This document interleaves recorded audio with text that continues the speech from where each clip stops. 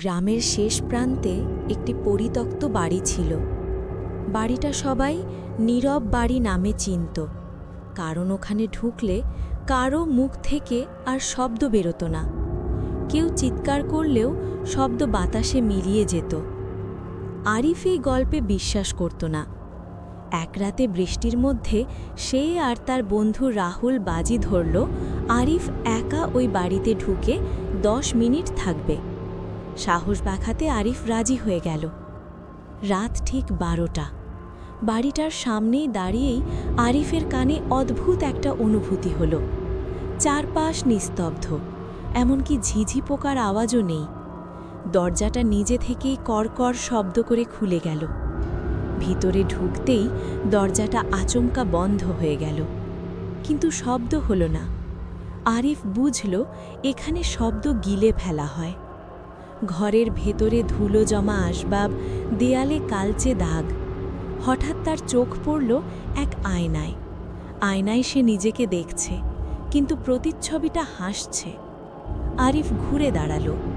পেছনে কেউ নেই। আবার আয়নায় তাকাতেই প্রতিচ্ছবি এবার ফিসফিস করে কিছু বলছে। ঠোঁট নড়ছে, কিন্তু কোনো শব্দ নেই। তারপর আয়নায় থাকা আরিফ ধীরে ধীরে দরজার দিকে আঙুল তুলল। পেছন থেকে ঠান্ডা শ্বাস তার ঘাড়ে লাগল।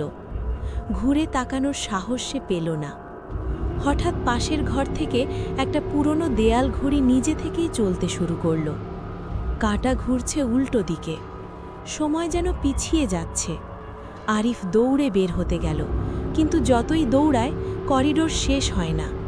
দেয়ালে একের পর এক দরজা, সব দরজার গায়ে লেখা, ভেতরে ঢুকলে আর কথা বলা যাবে না। একটা দরজা হঠাৎ খুলে গেল। ভেতরে সে দেখল রাহুল চেয়ারে বসে আছে, চোখ খোলা, মুখ খোলা, কিন্তু কোনো শব্দ নেই। আরিফ চিৎকার করতে চাইল, কিন্তু তার গলাও নিঃশব্দ হয়ে গেছে। হঠাৎ বাড়ির দেয়ালগুলো একসাথে ফিসফিস করে উঠল।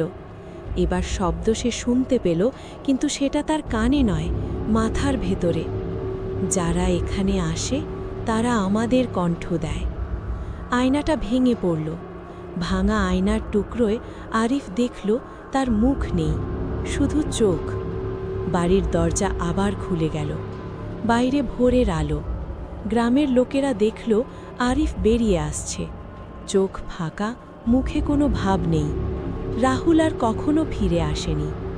আরিফ আজও বেঁচে আছে, কিন্তু সে আর কোনোদিন কথা বলেনি।